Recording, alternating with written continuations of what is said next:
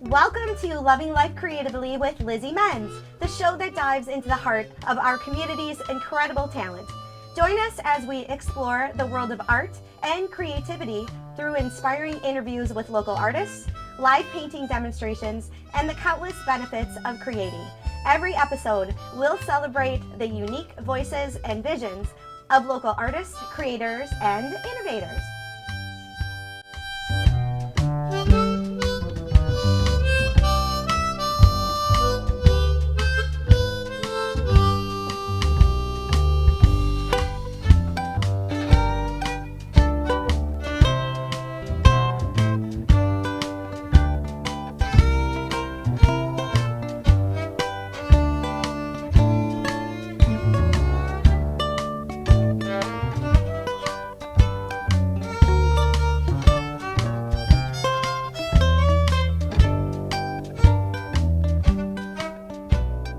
Hello everyone, I'm your host Lizzie Menz, and I am thrilled to take you on this incredible journey through the world of local artists, musicians, woodworkers, and all kinds of creative souls.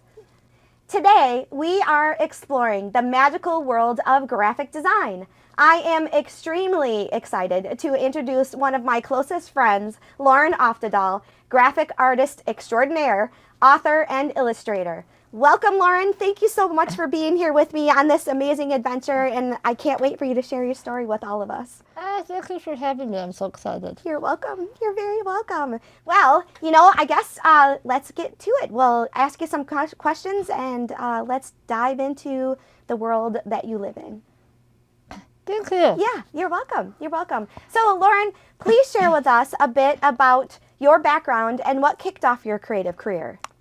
Well, I grew up always loving to draw, color. I spent a lot of time, either chilling in my room, drawing and coloring, or just sitting in front of the TV doing the same. When I went to decide what I wanted to do as a adult, I naturally gravitated towards graphic design because not only did I love doing stuff on the computer, but I loved art. And it was something accessible for me and something that I just loved to do. So I, against what my parents would have wanted me to do, they wanted me to stay home and, go to a tech school. But I went to a summer camp for kids with muscular dystrophy. And there were a couple of girls in my cabin who went to college at UW-Whitewater, and they inspired me to do the same. So I did it. I moved an hour and 45 minutes away. I was sick a lot when I was a kid, so everyone was kind of like, is this a feasible, option for her? But it ended up working out, and I loved going to school at Whitewater. I would encourage anyone with a disability to go to Whitewater. It's so accessible. There's so much support there. It was the best time. Yes. That's one of my favorite things about you is that your tenacity, your drive and your courage, the courage that you just, I want to do this and I'm going to do this and I don't care what anyone else says. Oh, thanks. Yeah, you're welcome. If you don't mind, Lauren, just share a little bit about your disability and just when things started for you, when you were in a wheelchair. If you don't mind, just share a little bit more of your background. Yeah, absolutely. So I have spinal muscular atrophy. It is kind of under the umbrella of muscular dystrophy. So if you think of Jerry's Kids, the telethons that were on a while ago on Labor Day weekend, it's a genetic disease that affects all of your voluntary muscles. So I was born with it, but I didn't show symptoms until I was around 14 months old. No one in my family has it, but both of my parents were carriers of the gene. So when I was little, I never walked or crawled, but I did sit up unassisted, and I did have more physical abilities than I do now. It is progressive, but very slow, and there are treatment options right now. Right now I'm doing the treatment. It's unfortunately a spinal injection that I go in for every 4 months, but I mean, it's something. It's an option, so I'm grateful for that. I started using a power chair when I was 4 years old. Please share the story. Well, a couple of stories. So they had two options back in the late 80s for power chairs for kids. They had a Barbie chair and they had a Hot Wheels. The Barbie chair was pink, the Hot Wheels chair was red, and it had flames on the side. So obviously, I mean, everybody's like, "Oh, Barbie chair," but I was like, "No, I want the Hot Wheels one." So I had the Hot Wheels. My dad to this day calls my wheelchairs Hot Wheels. Um, and I was only allowed to drive my Hot Wheels outside at first. My mom made little obstacle courses for me, so I didn't, destroy the house. I only destroyed the house a little bit when I was inside. But yeah, I was a pretty early power chair driver. You are a very early adventurer, I think. I really do. I really do. Well, and so on the graphic design aspect of things, so when did you start doing that on the computer? Like right away? Did you start playing with the computer when you were younger?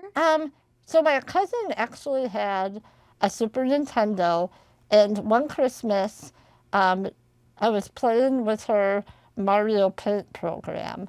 I was probably 9 or 10, and I thought that was the coolest thing ever.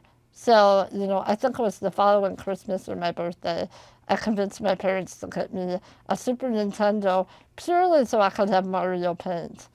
And that was probably my first introduction to graphic design. I grew up in a very small town, New Lisbon. And we didn't really have, graphic design classes or anything like that. So I didn't really do that until I went to college. But it just made sense. I love to draw. I love to color.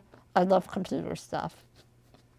That's wonderful. That's wonderful. Thank you for sharing a little bit more of the backstory too Yeah. of your life, really.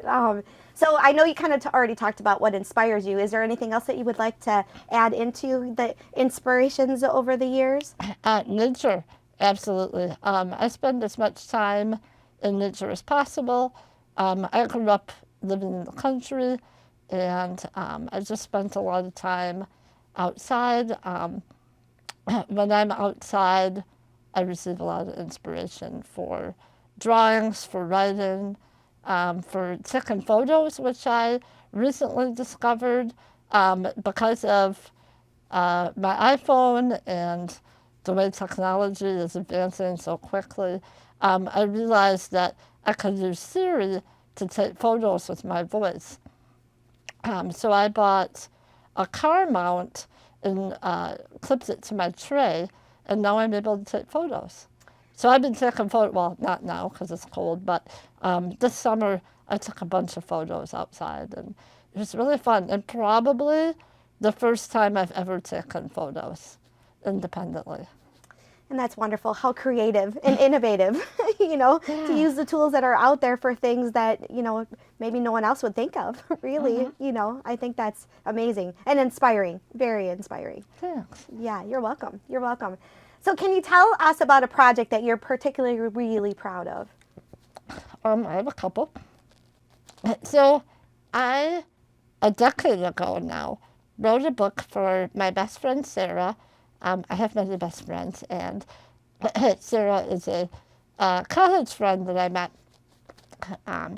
And she was having her first kid, her daughter, and was about to have her baby shower. And I was actually in the hospital at that time and thought of writing a book for her then baby, she didn't know the gender yet, called The Out of Reach Peach. Um, and yeah, I put it together probably in about 2 weeks. I didn't have a lot of time, but I wanted it to be ready for her baby shower.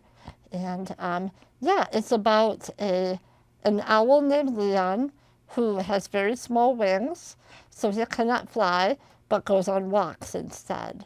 And he, on one of his walks, comes across a peach tree, and he's unable to reach a peach. And he comes across some friends who help him get the peach, and then they all share the peach once they reach it. Yes, in the book you're talking about is the one sitting here, and we'll showcase that a little bit later in the show as well. But you designed everything in it, right? All the graphics, everything. You illustrated it, wrote the book, all everything. Yeah, I actually thought of the characters first, and then the general story, and then I drew up most of it, and then I wrote the story. I love it. I love it. So as you were drawing, I'm sure you were thinking about the characters and how they would talk to each other and all that cool stuff. Yeah, it was, it came to me very easily, which people ask me all the time, when are you going to write another book? But it was so easy this time. And I think, when you're in the hospital, it's pretty boring, right? So I had a lot of time to just kind of brainstorm, and it was, I wrote it for Sarah. The characters are very specific to us. Even the peach represents, at the time she had a photography business called Peaches and Cream Photography. So that's where the peach came from. Leon is me. My initials are Leo. Ruthie the turtle is, her name's Sarah. Her middle name is Ruth. And then Perry the beaver, at the time, her baby was young. She was pregnant, and we used to joke about her baby being a parasite. So Perry the beaver. I love it. Well, and it's also so fitting because Sarah is so tall too. So yeah, I love it. I love it. And you said that there was another one. Is there another one that you're particularly proud of that you wanted to share with us as well? Well, it's not really. It's more of a creative endeavor, I guess. But right now, some friends and I are planning a wheelchair accessible wellness and nature retreat. That's awesome. That's going to be the last weekend in April, and it's going to be where I go to summer camp. I attend a summer camp for adults with neuromuscular diseases, and the summer camp is the perfect place, or Easter Seals Camp Wabiak is the perfect place for an accessible anything. Not only is it fully wheelchair accessible, but there are miles of paved trails. It's so beautiful there. And we plan on, we're going to have guided forest therapy, hypnotherapy sessions by a certified therapist. We're going to have adaptive yoga, guided meditations, and more campfires. All the lodging is included in the meals. We're going to have a chef who prepares homemade, nutritious meals. And if anyone, sign up is available now. So if anyone wants to learn more, they just have to go to therestorativewillow.com. Okay, yes. And we will share that information too at the end of this episode as well, so everybody can grab it there too. Yeah. Along with art and anything creative, my other passion is accessible nature. Yeah. Yes, love it. Love it, love it. Yes, and congratulations for putting that together. How fun. Thank you. I know, we're so excited. Fun and is inspirational. Another inspirational thing. That's for sure. So, what challenges have you faced in your creative journey? Well, in April, my husband of 15 years passed away. And he was also my full-time caregiver. So I will be honest, I haven't been very creative in that time. I used to do a lot of digital illustration in my free time. and I haven't. But I did do a lot of writing. During the toughest times, I did a lot of writing because I didn't know what to do with my feelings. They had to come out in some way, and that was the best outlet I had. I wrote a lot for myself. Some things I I posted on social media, not for attention necessarily, but more to kind of get my thoughts out there and hopefully connect with someone who would understand. Um, and also share vulnerability, that it's okay to feel awful and to share it. Because I feel like online, people share all the good things, right? But sometimes really, really bad things happen.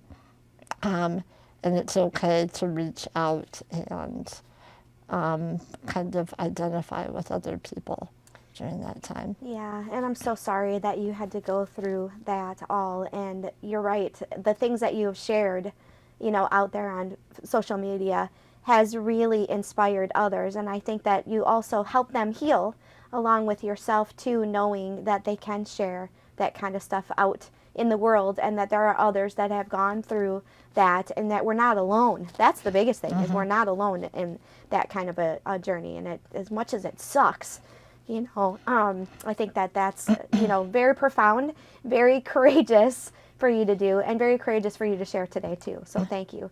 Thank you, Lauren, for sharing that Yeah, today. absolutely. And that's the thing, that you do feel very alone when you go through something like that. And if you can help someone else not feel so lonely. For some reason, during this time, a lot of people around me have also lost people. So it's helpful to connect with people who feel the same way. Yeah, absolutely. Absolutely.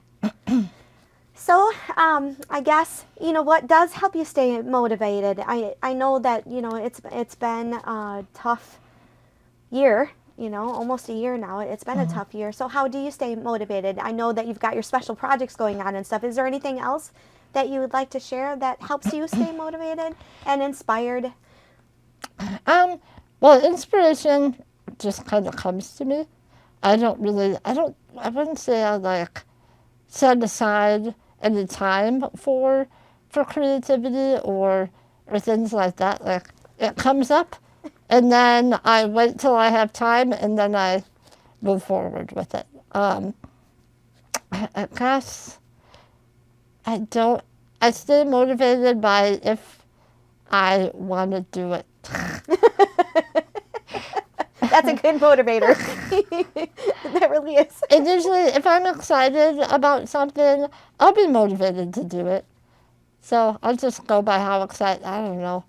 I just go by how excited I am about doing something, and that's about it. Honestly, my life is a lot different than it used to be, so I'm kind of just going with the flow of my life right now.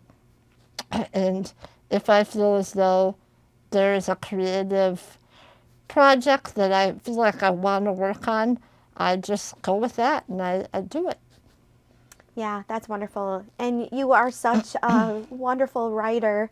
I think back to the Can Do days. That's actually how Lauren and I met, was at Can Do Industries. She and I, we both started about the same time, really. And Lauren was in one room, I was in the other, and I'd go in and talk with her all the time. And we became to be instant friends. I mean, as soon as we met each other.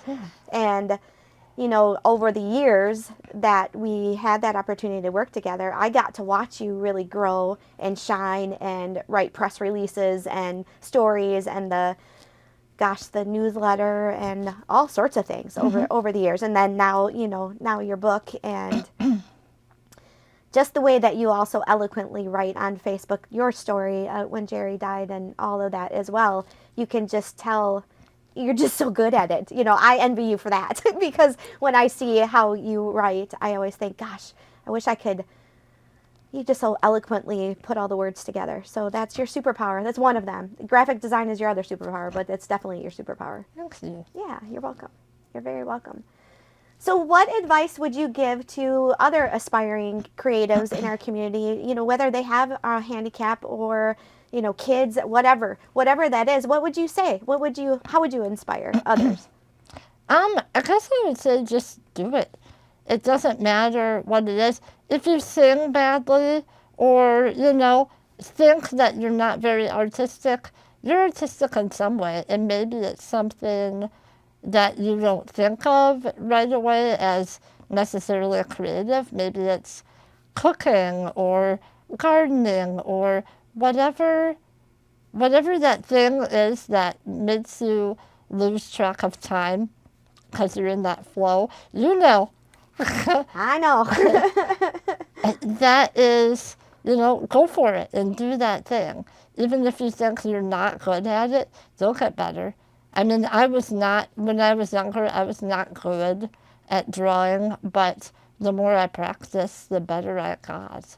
And that's with anything, you know. Just do the thing and try different things and find out what it is that makes you excited to continue doing that thing.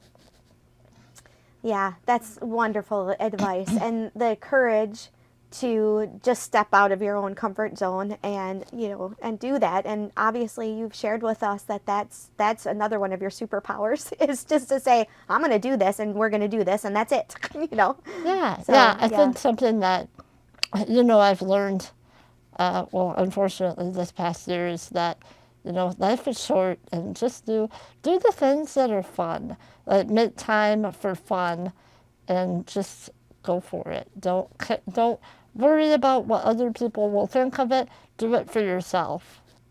Yeah, agree. Can I share a little bit about the bus story? Oh, absolutely. Yes. So Lauren and Jerry bought a 22-passenger bus. And through that, Lauren was really thinking, oh my gosh, Jerry is completely nuts. We're going to go in this bus and we're going to go camping and we're going to go all over the world. And wait, what? You really, just talk a little bit about that, how Jerry really also pushed you. I mean, you were already really good at pushing yourself out of your comfort zone, but Jerry really stepped in as you guys were both together, and he really kind of catapulted that to another level. And Lauren got to travel and see the world. So during COVID, we watched a lot of not only homesteading videos on YouTube, but the bus conversion into camper videos. And one day, Jerry just came into my room and said, I think we should buy a bus.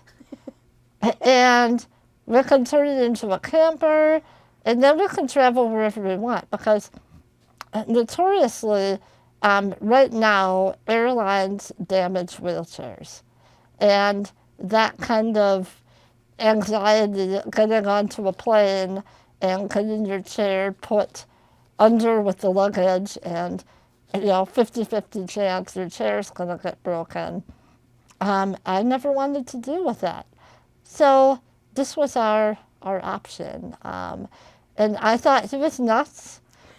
After watching all those videos of, couples putting these buses together over years' time, I was like, this is a really big financial thing. This is a big undertaking. Yeah, a huge time-consuming thing. So Liz's wonderful husband helped us out with all of it. Jerry would pick out and buy the things, and Brian would put it together. And Brian built the most amazing. Imagine Brian's a wizard, and built the most amazing camper bus possible. Yeah, he did do a great job, and he's so humble. I've asked him, I don't know how many times, repeatedly, to come on the show too and talk about his expertises, and so I'll get him. We'll get him on the show, but thank you. Thank you for saying that. He will be tickled to hear you say that. And I know he already knows that, as many times as you tell him that. But Brad would also want to say he does not want to build another boss. No. So don't ask him. Yeah. True. Very true. Very true. And well, Lauren, thank you so much for sharing your stories. We're going to come back to you here in a minute. We're going to roll into a little bit more of what's up next. And then you'll get to showcase your book, and we'll be right back with you. Okay. All right. Hang tight.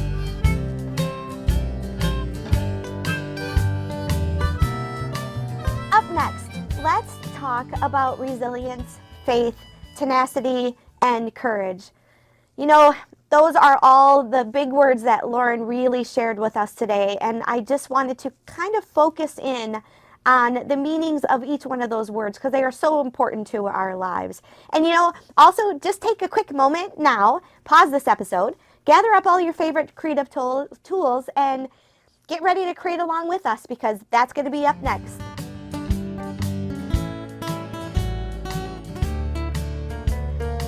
So let's talk about resilience. Resilience really means embrace the power to rise above setbacks and challenges. As Lauren has shared with us, she's really risen above many, many different challenges that she's had in her life.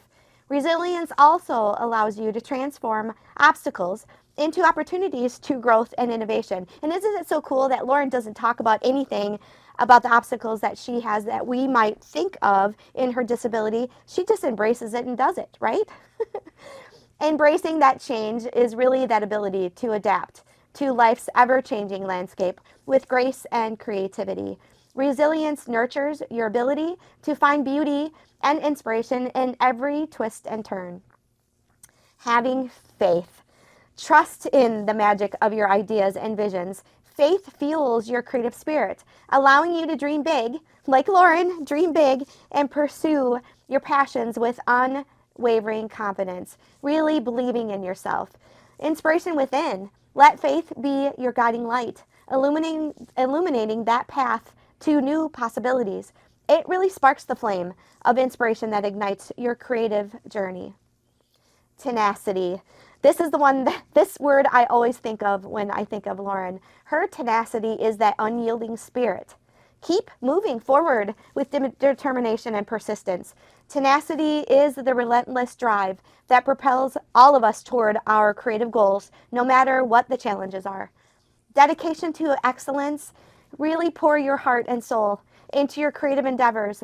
Tenacity reflects your unwavering dedication to perfecting and bringing your ideas really to life. Last but not least, let's talk about courage. That dare to dream. Have the courage to take risks and explore uncharted territories. Courage empowers you to step outside your comfort zone and discover new horizons of creativity. That strength in your vulnerability, really, really embrace vulnerability as a source of strength. Lauren really talked a lot about that in, the loss of her husband, Jerry. What an awful experience to have. And for her to be vulnerable and share her story on Facebook for the world, to help the world, really. Like I said, embrace that vulnerability as a source of strength. Courage allows you to face criticism and opposition with grace, standing tall and staying true to your creative vision. So now, let's go back to Lauren and let's talk with her a little bit more about her book.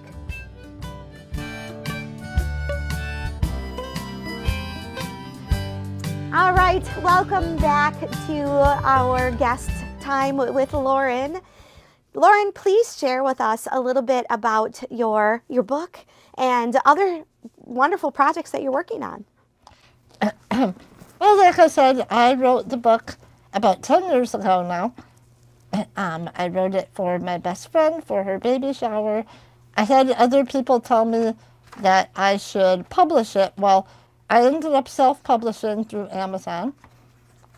And it was a large print, best-selling children's book for a few days because all my friends and family bought it at once. Of course we did. So yeah, I'm proud of it. I really like it, obviously. And And you can still buy it, right? It's still on Yeah, Amazon. it's still on Amazon. Yes. The Out of Reach Peach by Lauren O.H. And yeah, I wrote it. I illustrated it. It's about working together, and sharing your talents in a group to achieve goals.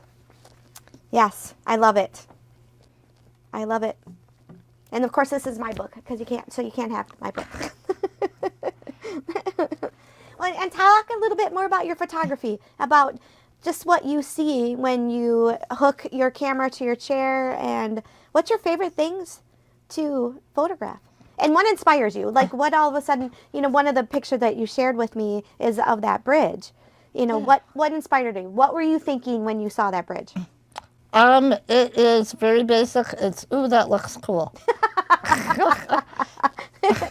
That's all we need. Yeah. So, like I said, I've never really taken photos before because I've never had a way to physically do it aside from someone else, telling someone else to take my phone and take a photo of something. And it's been cool to have the option to take a photo of things from my point of view or from the level of my tray.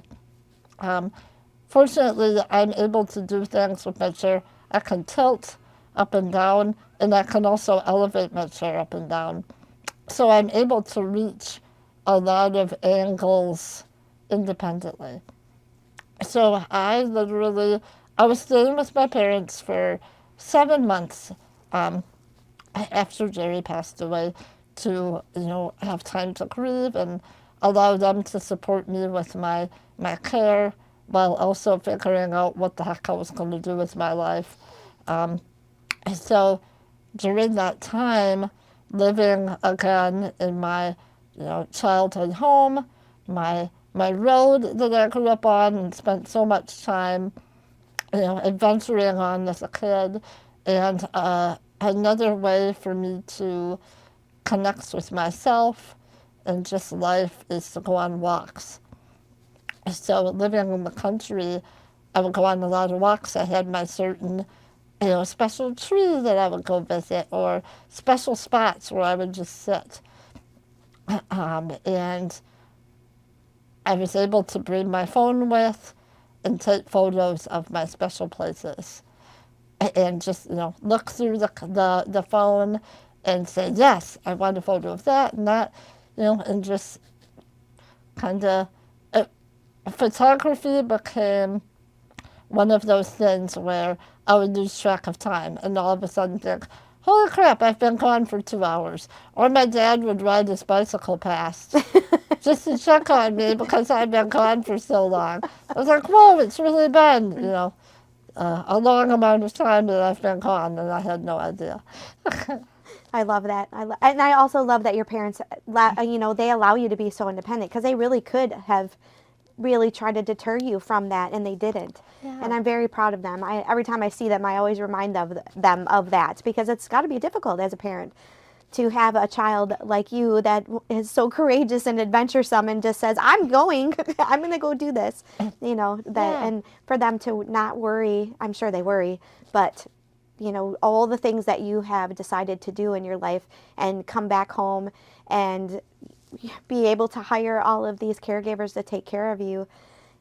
Jerry really had a big portion of that. So to have that opportunity with your parents also, I think is quite cool. Yeah, a lot of the support. My parents provided a lot of support to me growing up and a lot of encouragement. And I think it's important that I was an only child, and when you have a kid with a disability, it's important that you just kind of treat them just like, I obviously acknowledge the disability, but also don't always treat them like everyone else. Like, don't let their disability hold them back. Focus on the things that they're able to do, because that's what they will do. And I attribute a lot of how I am to my parents and how amazingly supportive and encouraging they were and still are. Yeah. Yeah, and will be forever. And I love that. Yeah. And it really shines through in your own personality as well, that they allowed you to be you. And those are wonderful advice because we're all humans. We're all here together on the planet for a reason. And the more that we understand each other's backstories and our lives together and create those relationships that last forever, you know, we just have a better world all the way around because we are in it all together. It doesn't matter what anybody's got going on. We are in it together. Absolutely. Yeah. And We all have things to bring to the table. yes, we do. Yes, we certainly do. Yes. Together we make the world go round. Thank you so much, Lauren, for being here today. It has been an honor, and I'm so excited that you decided to come, and I can't wait to see what else you have going on, and write that book. I know I'm one of the ones that is on you all the time. Write that book. You have a story. Yes, you have a story to share. Yeah, and whatever that is. And that you have this knack, though, to take a real life story and turn it into a kid's book that is inspirational for kids. That's a superpower, too. You have so many. Thank you. Yes, you're welcome. Thank you again for being here. Thank you for having me. What an opportunity. So cool. You're very welcome.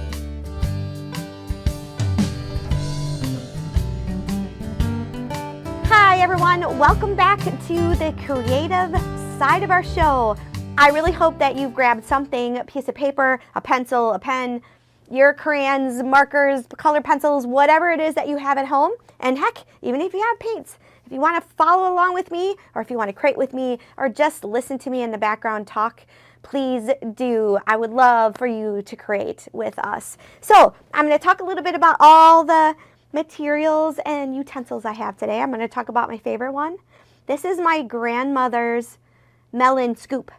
I use the melon scoop to scoop out my modeling paste that I have used on this painting right here to show the texture of the underwater plants and things. I also used it on this. This is actually my first go at it, where I used it for the waves and all sorts of things. So I brought that along just to showcase.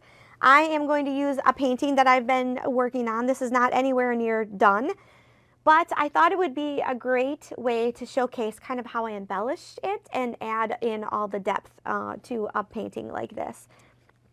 I have my trusty glue gun to add in shells and things at the bottom of our painting for the sand. I also have different types of crystals that I love to use. I love going to the store and buying these small little bags of crystals that really bring out that depth. That is what I used on this painting here when I was adding this all in under, with the black underneath it. It really made it pop like it was sand. So that's what I did with that one. I also brought along with my acrylic paints, of course, and sparkles. I love sparkles. I'm very, very excited. I'm always very excited to utilize sparkles. So let's get to creating. And like I said earlier, what I want to do is really add in the paste, the modeling paste, along with the embellishment. So I think what we're going to do first is start with that. We're going to start with this paste. This paste is kind of really like spackle, honestly. It's a very thick consistency. I usually just dump some out with my melon scooper. My grandma might be laughing up in heaven that I'm using the melon scooper to scoop out paste. Kind of MacGyvering it, right? We're definitely MacGyvering it. I usually try to keep it as clean as possible too, because this stuff gets sticky and it dries pretty quickly. So I usually try to at least scoop it out and put that over there. Now I use this as a tool as well. A lot of painters actually use this for fine lines and things like that. I love using it for the paste. What I'm going to do is I'm going to create the illusion of the clouds along with the sun hitting the clouds. So I'm going to use a little bit of yellow in the paste. And a little bit of white, and I actually have this iridescent yellow as well.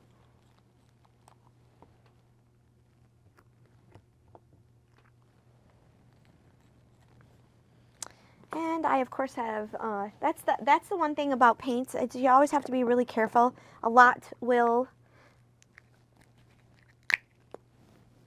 you can end up with a lot on your palette in a hurry. Even though acrylic is a little thicker paste, or thicker base, it still does squirt out pretty fast. So what I'm going to do is I've brought in different smaller types of brushes that are a little bit more rigid in consistency so that I can push the paste around. So we're going to use this littler brush, and I'm going to grab some of this yellow and mix it with that paste.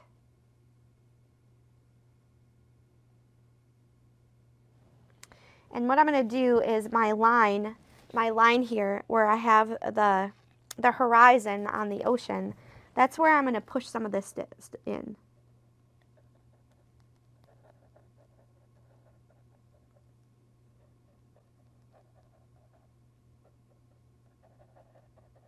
And don't worry, because it is going to get sticky, and that's just when you use your little brushes and just push it up.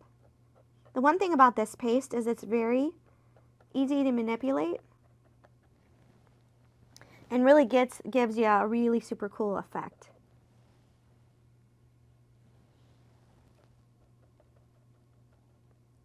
So I'm just embellishing on a little bit more of these clouds up here.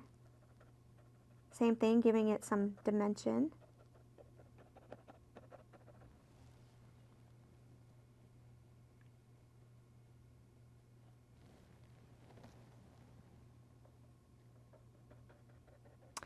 And you know, one of the things that Dave, one of the artists that I know, who is actually going to be up next on the next episode, and other artists that I have talked with, creating, and Lauren as well, of course, creating really is putting yourself out there and using tools and going on a new adventure. You're always going on a new adventure with creating. And just remember, if you don't like it the first time, you can always change it. And you can always try again. And if you all remember, if you watched Les's episode, Les really stressed the fact that you do not want to tear up something that you don't like. You want to save it, because that will actually stop you from learning. It'll slow you down. So I thought that was a pretty profound thing that we learned on his episode.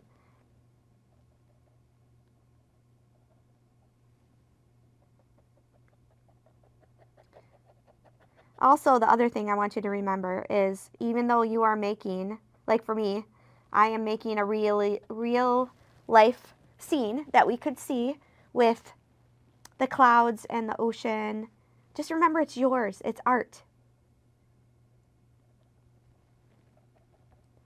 Nothing has to be perfect when you're starting out.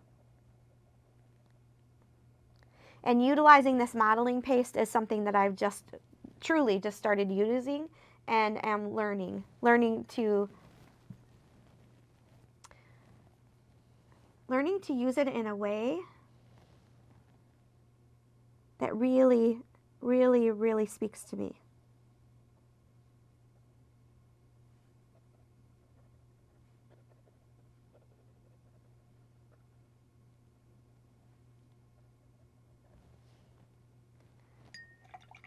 So now what I'm going to do is I'm going to use a little bit of that white and get the tint as it dries a little bit here.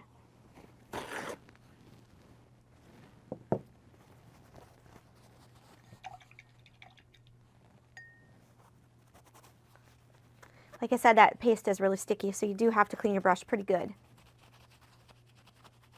And then you know what, actually I'm going to let that dry a little bit, and I'm going to use some blue and add some blue clouds in.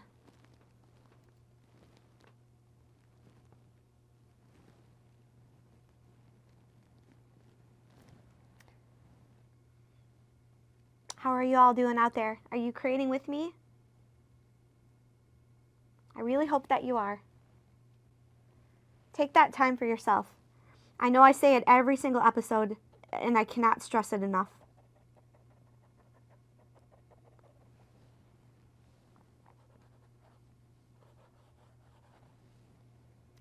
Now what I'm going to do is I'm going to create the illusion of a wave across here.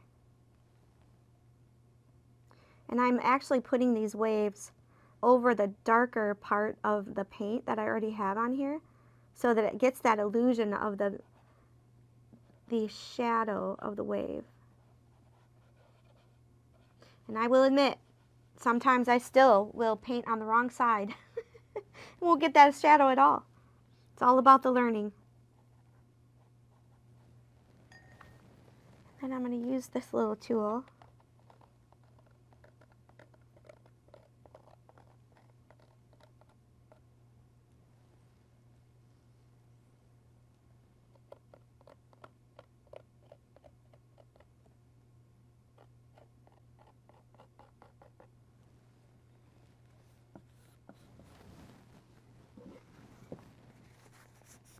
And I will admit, that actually doesn't work the greatest. So we're going to just put that over there. Another learning thing. It's always a learning thing. I'm going to use the regular brush actually to push up the paste so it looks like the waves.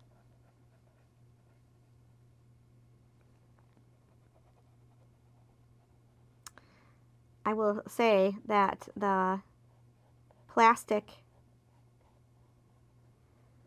knife is just kind of pushing it around. It really wasn't doing much. And also making lines. We don't want to make lines. Ocean waves are smooth.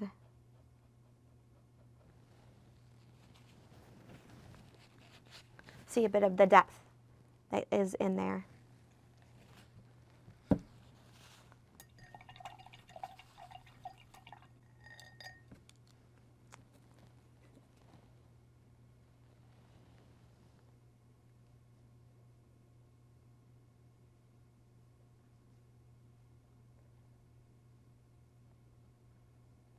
You know when the sun starts coming up and the clouds over the top of there are just really illuminated because of the sun starting to come up on the horizon. That's the illusion that I'm going for.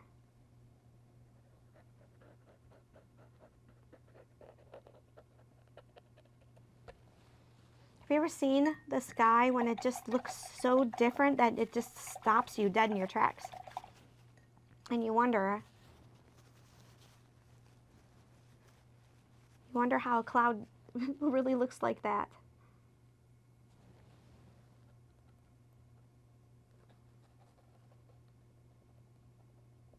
It's the little kid in me that comes out when I look at our clouds. All right, so what we're going to do is let that dry a little bit. And we're going to add in some embellishments. My favorite thing is to lay out these seashells. You know, and sometimes obviously this is a small picture, so it isn't going to be to scale by any means. But as you add in all these different types of shapes of shells and colors, you can really start to decide how you want to lay them out.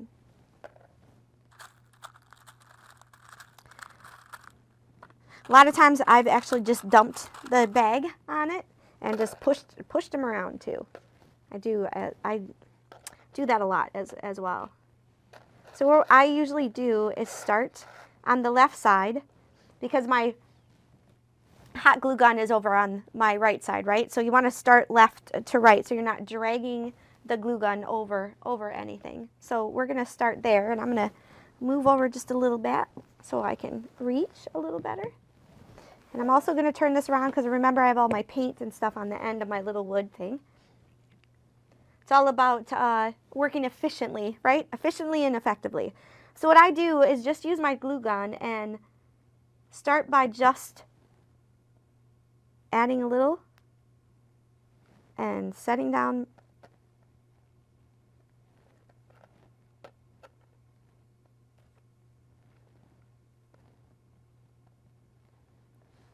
The one thing about glue guns, of course, is that it does get to be a bit stringy. So the more you don't lift it up and down, you can always get rid of the string. So don't worry so much about that. It took me a little while to wrap my head around. I was trying to figure out a good way where it didn't do that. So you really just keep adding seashells. And in any way, shape, or form you'd like them to go.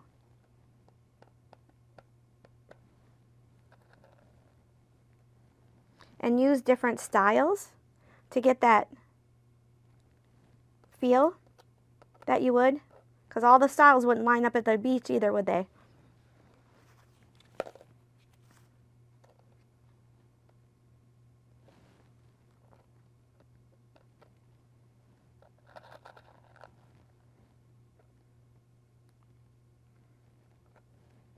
Of course, today, due to time, I won't be able to finish this whole thing by the time we're done today. But as I keep finishing these different projects that we're doing on camera, I will definitely show you the end result. So the other thing that I like to do as you work through this sticky mess of hot glue is I like to embellish in between some of these seashells with our crystals. Really fills it in. It looks pretty cool.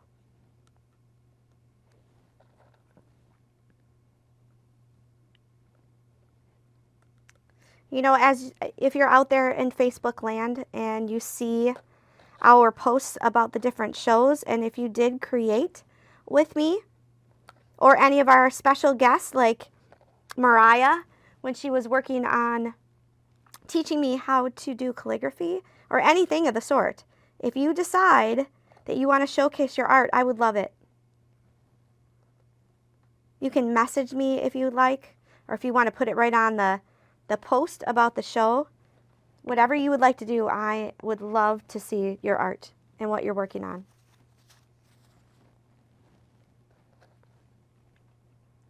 The whole reason why we're doing this is to inspire others out there who would like to create to just do it.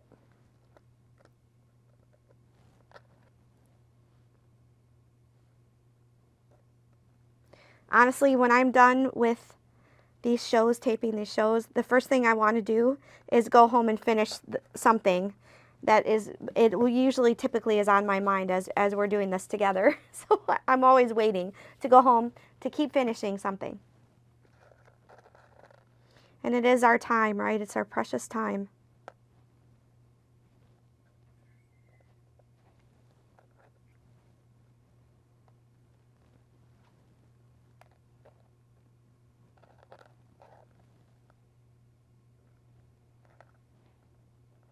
And as we go on, we are going to keep bringing on other artists to also be a part of this and showcase their art.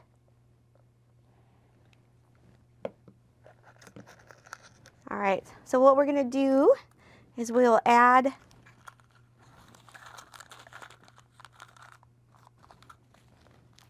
I'm just going to add a little bit of carnelian. Just a little, just a tad.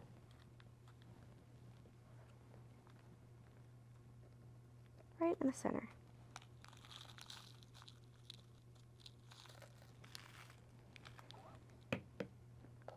The cool thing about these little pieces in my handy dandy tools that my son got me, which I didn't even talk about them either, having a little needle nose pliers or even this this kind of needle nose pliers are very, very helpful when you're trying to put other things, adding embellishment to your paintings.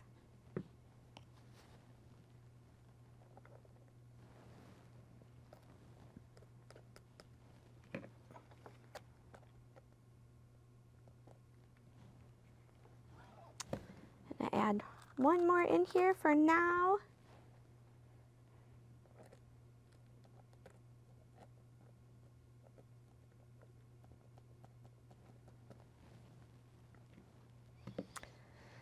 All right, well, Unfortunately, we're just about out of time for today. Otherwise, I could do this for hours and none of us would get anything else done, right? Which I would absolutely love to do. But as you look at the painting, you can see the different seashells that I added, a little bit of the carnelian, and I just started to build in the paste. As I build this up, I will share with you the final product, and maybe I'll just videotape a little bit along the way too so you can see the progression. Sometimes things, art projects don't look like they're supposed to at the beginning, and as you finish them, they definitely start to look like your final product, just like this one. So, and the only reason why I'm saying that is don't be hard on yourself at the start. Keep working at it. Keep trying new things. All right? So have a great, great day, and we will see you all again soon. Thanks for joining. So thank you so much for joining us on Loving Life Creatively. We hope you've been inspired by our incredible talent and the stories of our local artists. It has truly been an honor sharing this time with you. Creating is an exhilarating escape that quiets the mind and fuels positivity. When you dive into the creative process, it's like flipping a switch that drowns out the noise and fills you with a vibrant energy. Every brushstroke, word, or note is a step towards a joyful accomplishment, making the world brighter and your spirit a little lighter. Creating really is for everyone.